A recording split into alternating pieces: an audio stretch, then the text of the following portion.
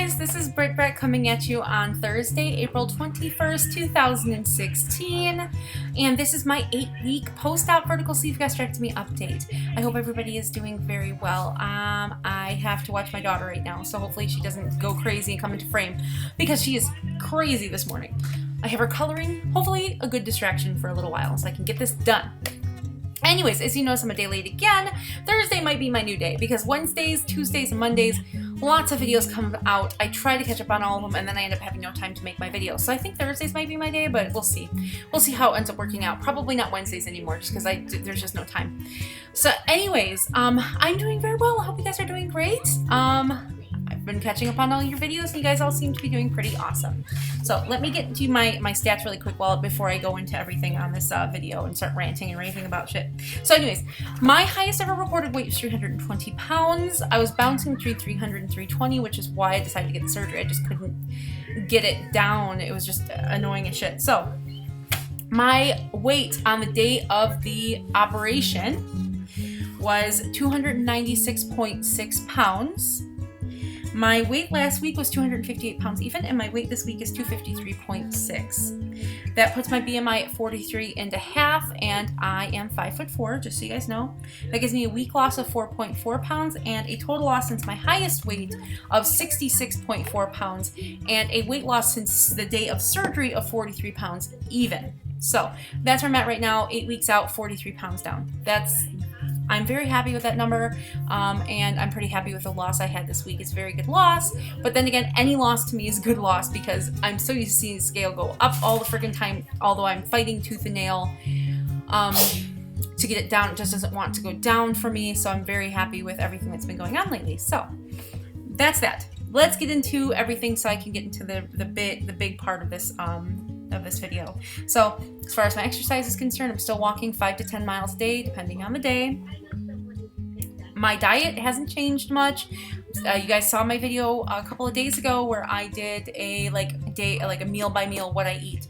Obviously, I don't eat the same things every day. I do tend to have eggs almost every day, but some days, like today, I had a coffee with protein powder in it. That's my breakfast. That's like 90 calories, and I'm pretty full. So, and I want to be able to drink more water. So that's my breakfast, but most of the times I like to actually have something normal for breakfast, so an egg and like avocado. So you guys saw what I had in a day if you watched that video. If not, it's basically like 7 weeks out what I eat in a day video. It's basically the same as because I only made it a few days ago, so it's the same as what I would eat today. I'm able to eat normal stuff at 8 weeks out. I can eat anything I want. I can get about 2.5 ounces in of solid food, and like soft things like yogurt and things like that, I can get about 4 ounces of food. So that's about where I'm at as far as that's concerned. Daily, and just so you know, I just started incorporating fiber into my diet, which you probably saw in that video as well. I'm supposed to get 25 grams of fiber in. Right now I'm getting about 14, even with the Benefiber, but I decided to start incorporating that into my diet again, and I did it before surgery to help with the pipes and keeping them flowing. But I decided to add it again because I'm able to get about 70 ounces of water in consistently. Since I'm able to get that much water in, I decided to start adding fiber to my water. It's taste-free, grit-free, and it doesn't make the water thicker. However, it does sit in your stomach heavier, so it does make drinking water take a little longer. So I would not encourage anybody who is still having difficulty getting water and putting fiber in their water, because it's not going to make it any easier. But I am finding that it's easy to get water in, well, at least 70 ounces of water in a day, with some struggle, but I am able to do it. So I decided to add fiber back into my diet. So that's going well, and I'm hoping that eventually, because I will start building up to 25 grams where I'm supposed to be, that I can let go of the laxative Senna that I am using. I don't mind Senna, it doesn't bother me, but I don't want to be dependent on a laxative my entire life.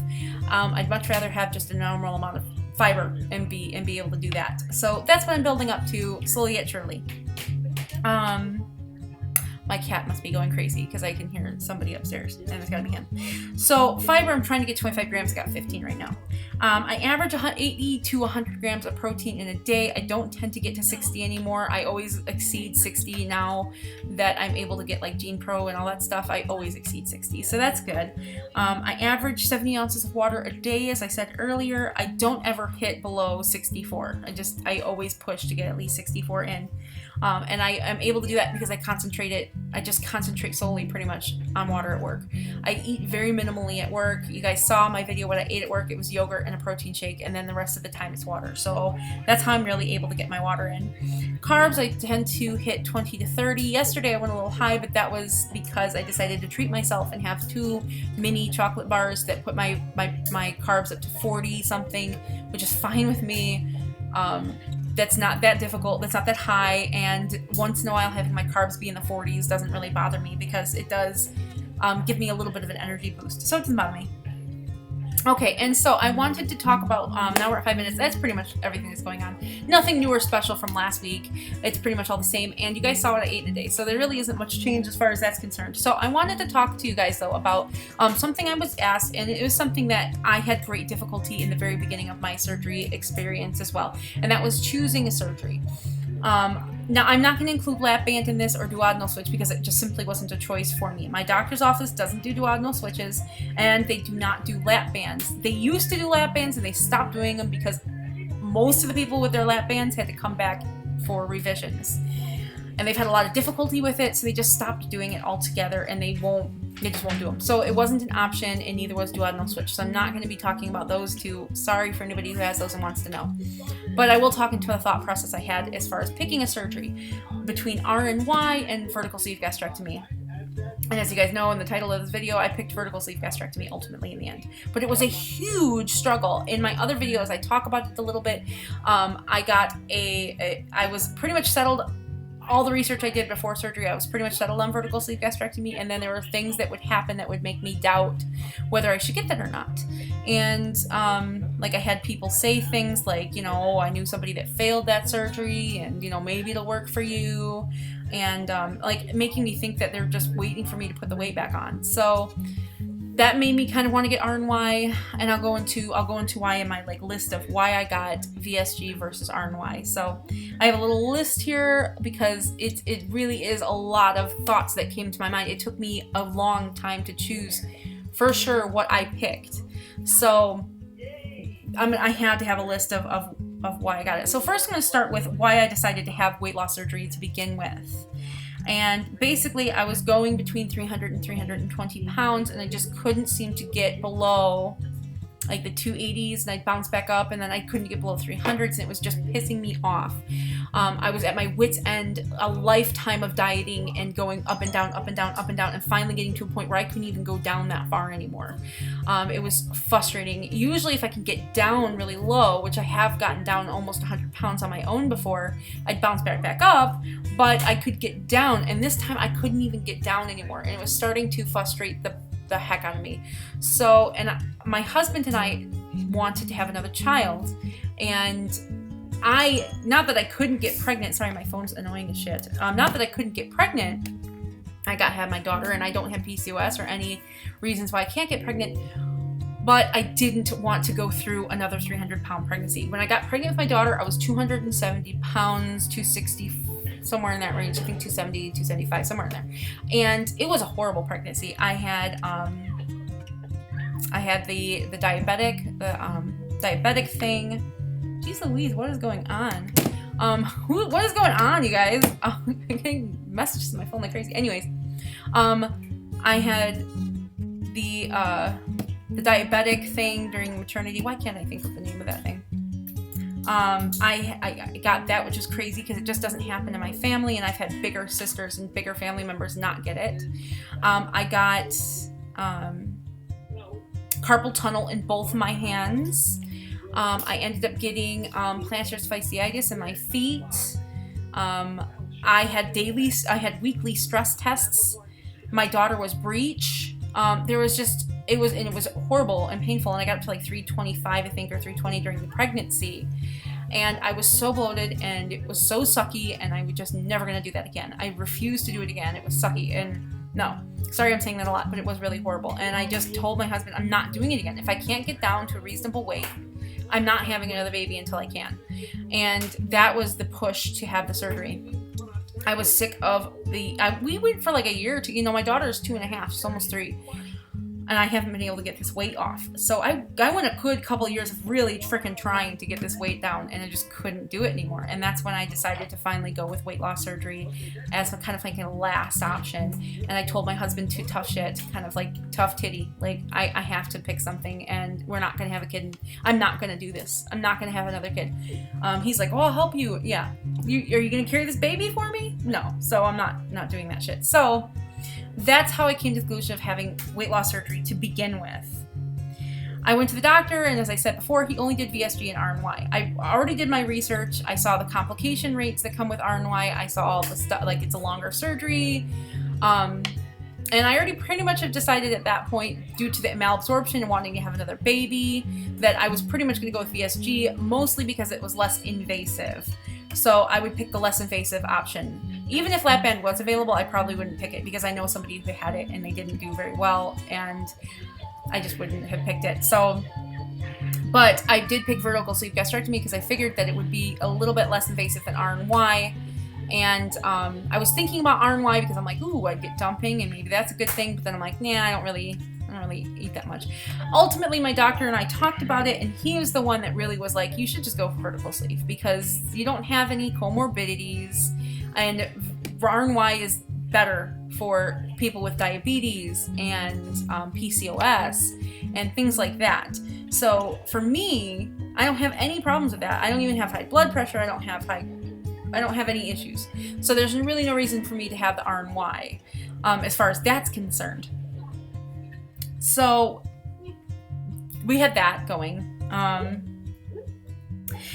When you look into it now, when I started having doubts about wanting to pick something that would for sure work, whereas vertical sleeve gastrectomy, you hear all the time, it's not very researched, it's relatively new, it is a part of the duodenal switch, but we don't have any stats really on how well it does over the course of time, and da-da-da-da-da. Okay, so that made me slightly nervous. And RNY, you do lose a little bit more than you do with VSG, but it's such a minimal amount that you lose more with RNY, and some people exceed that, and some people don't with RNY. So it depends on the person, and since it's such a minimal difference, my physician that I had to go to talked me kind of into VSG. He's like, look, if you're concerned about failure, you can fail with RNY, and you can fail with VSG. Your failure, you can fail at either one. So if you're concerned about failure, it doesn't matter which one you pick. You might as well just go for VSG. How much you lose is really up to you, not necessarily the surgery. You have to be willing to work for it and stuff like that. So we had a long discussion about it when I was feeling anxious and didn't want to regain and wanted to and you can regain with both. So the percentage rates might be like 5 to 10% difference between the two, but what's 5 to 10% going to do for me?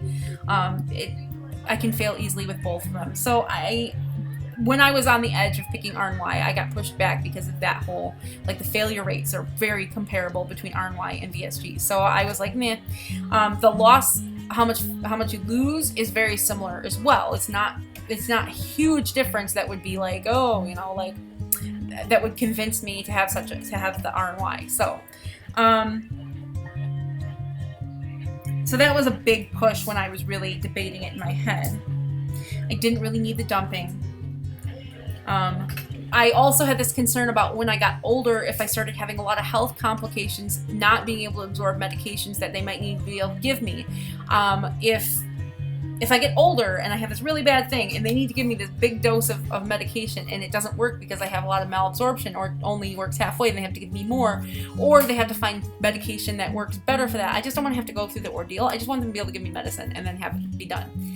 I also, because of pregnancy, didn't want to have to deal with malabsorption as well because of the vitamins and things like that. Now, I'm not saying people, you can be perfectly fine with RNY.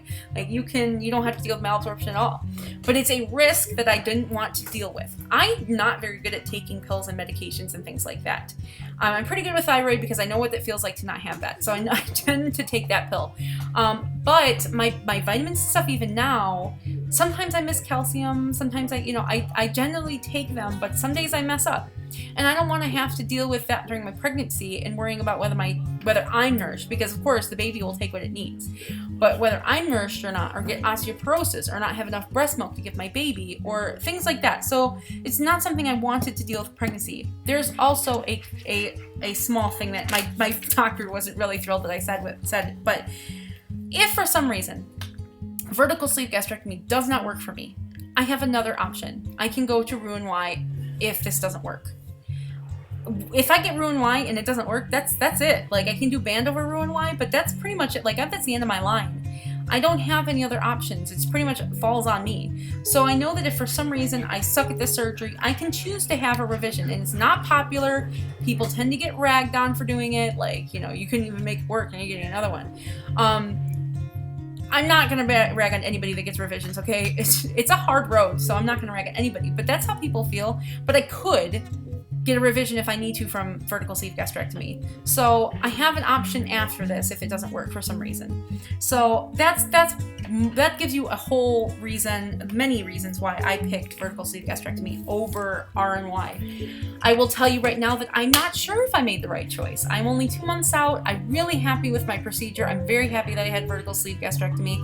However, it will be the regain stage. It'll be the like 2 years out where I'll really be wondering if I'll be able to tell you if I'm happy or I got the right procedure for me.